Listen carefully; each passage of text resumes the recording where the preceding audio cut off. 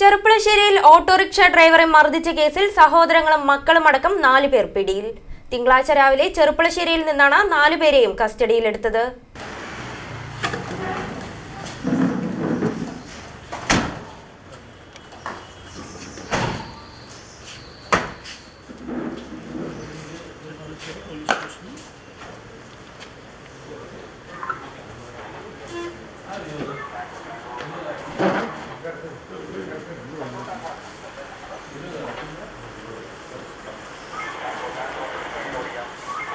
കഴിഞ്ഞ ദിവസം രാത്രിയുണ്ടായ സംഭവത്തിലാണ് 4 പേരെ ചെറുപ്പുളശ്ശേരി പോലീസ് അറസ്റ്റ് ചെയ്തിരിക്കുന്നത്.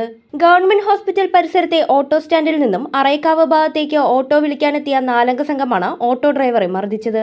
പൂരാഘോഷം നടക്കുന്നതിനാൽ അറേക്കാവ് ഭാഗത്തേക്ക് ട്രിപ്പ് എടുക്കാൻ സാധിക്കില്ല എന്ന് പറഞ്ഞതിൽ പ്രകോപിതരായാണ് 4 സംഘം ഓട്ടോ ഡ്രൈവറായ പന്നിയംകുറിശി സ്വദേശി ഷറഫുദ്ദീനെ ക്രൂരമായി മർദ്ദിച്ചത്. സംഭവത്തിൽ ചെറുപ്പുളശ്ശേരി കാവുവട്ടം തെക്കുമുറി ചെമ്പത്ത് വീട്ടിൽ രാജു, ഇയാളുടെ മകൻ നിതിൻ രാജ്, രാജുവിന്റെ സഹോദരൻ വിനോദ്, ഇയാളുടെ മകൻ വിനീത് എന്നിവരെയാണ് ISHO Kaviraj, SI Binshad Ali, ASI Rajesh, civil police ഉദ്യോഗസ്ഥരായ ദീപു, സതീഷ്, സുനന്ദൻ, ഹോംഗാർഡ് രമേശ് എന്നിവരടങ്ങുന്ന ചെറുപ്പുളശ്ശേരി പോലീസ് സംഘം അറസ്റ്റ് ചെയ്തത്.